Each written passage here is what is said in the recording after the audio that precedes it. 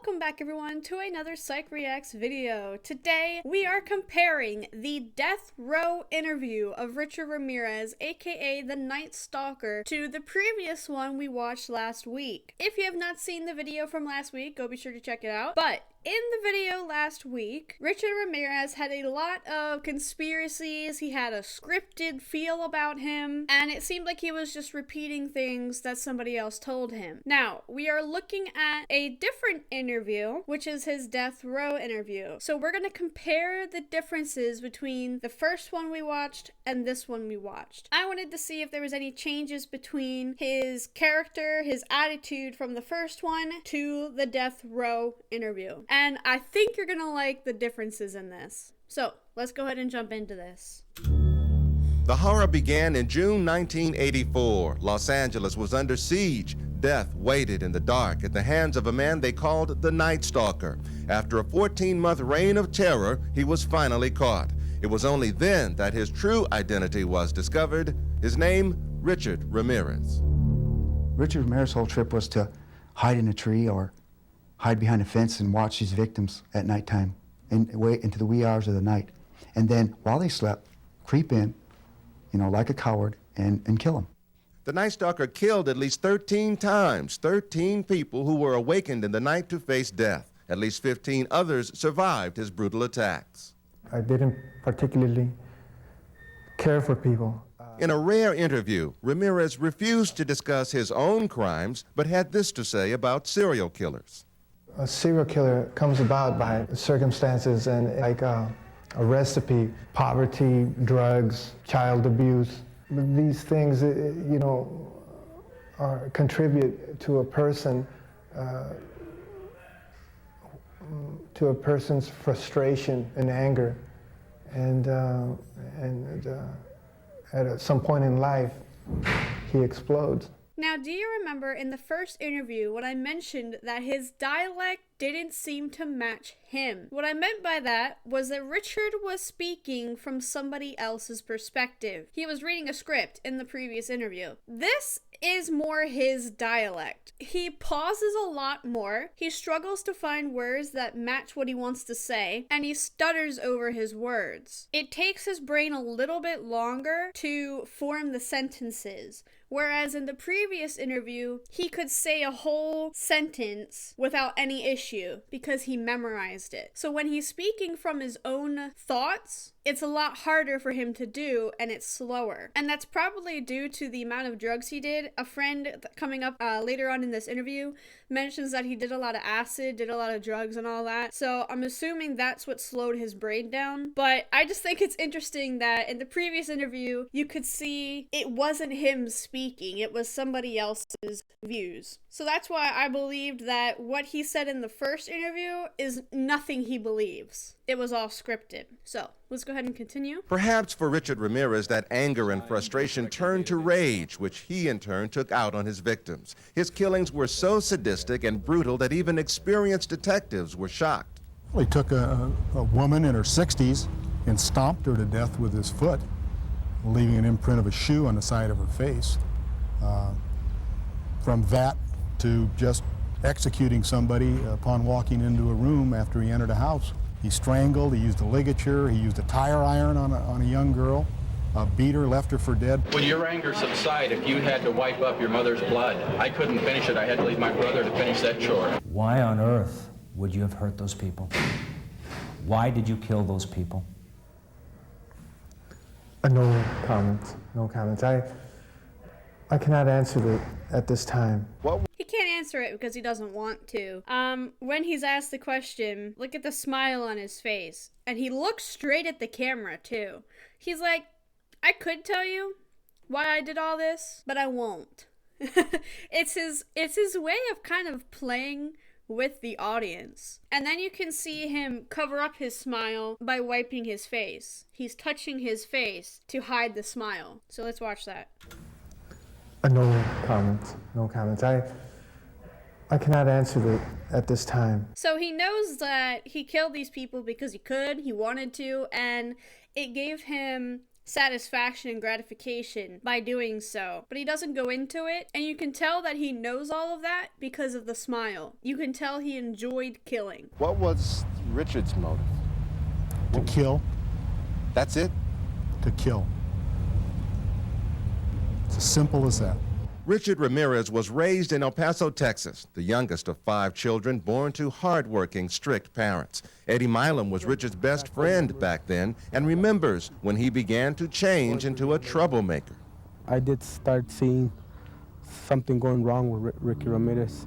I think what really messed him up was the acid. He would do a lot of acid. The stealing, I noticed the stealing, and then started as a peeping Tom and things like that. Ramirez's passion for burglary earned him the nicknames of Ricky the Thief and Fingers, but Eddie knew Ramirez had other serious problems when he was fired from a local hotel. He said he was fired, he was dismissed due to the cause that he had tried to molest 2 little kids that were going up the elevator. By 18, Ramirez was a high school dropout drifting around California. He stayed in Skid Row hotels, never seemed to work, but always had the money to buy cocaine. Friends say the Richard Ramirez they knew didn't date and wasn't the type to commit such heinous crimes. But convicted murderer Martin Kipp, who befriended Ramirez in prison, says he heard another side of the Night Stalker. So here we get a little glimpse of what Richard Ramirez was like in his childhood. He started off in his teenage years, stealing, doing drugs, and even having issues at workplaces. He was accused of trying to molest 2 young children in an elevator and then was fired. So this is very common behaviors from serial killers in particular, but we'll go into more detail after we watch this clip. Richard told me he needed to associate gruesome violence with sex in order to be completely satisfied. He also told me that he had to violently fantasize about his victims before he could go away sexually gratified. They are desires, whereas if I didn't give in to them, I would be crushed by them. This is very similar to the Jeffrey Dahmer case. Jeffrey Dahmer mentioned how he had these desires and he couldn't control them, therefore he gave in to them. The same kind of case is happening with Richard Ramirez. So a sadist is someone who derives pleasure, especially sexual gratification, from inflicting pain or humiliation on others. Usually these people are non-consenting victims, and that's why I would classify Richard Ramirez as more of a sexual sadist type of serial killer, rather than a psychopath who just kills to kill. And it's possible he still could be a psychopath, right? But to me, he does these killings so that he can feel that sexual gratification, and that's what drives him. I believe in the evil in human nature. This is a wicked world. And in a wicked world, wicked people are born. I'm not going to blame society, my race, or people, or anything. It is up to the individual like myself to keep on knocking on whatever door they want to get into. Because the victims and the methods of killing were so diverse, many experts felt there was no one Night Stalker. Detectives Carrillo and Salerno disagreed and finally broke the case by matching shoe prints. The subsequent trial turned into one of America's most notorious courtroom dramas, punctuated by continual outbursts from Ramirez. In that trial, Ramirez's fascination with Satanism emerged. As far as Satan is concerned, I believe in a malevolent being. His description eludes me, but I have felt powers that are evil. After an 8-month trial, Ramirez was convicted of all 13 murders and given multiple death sentences. I don't care about myself, really. I don't care about what happens to me.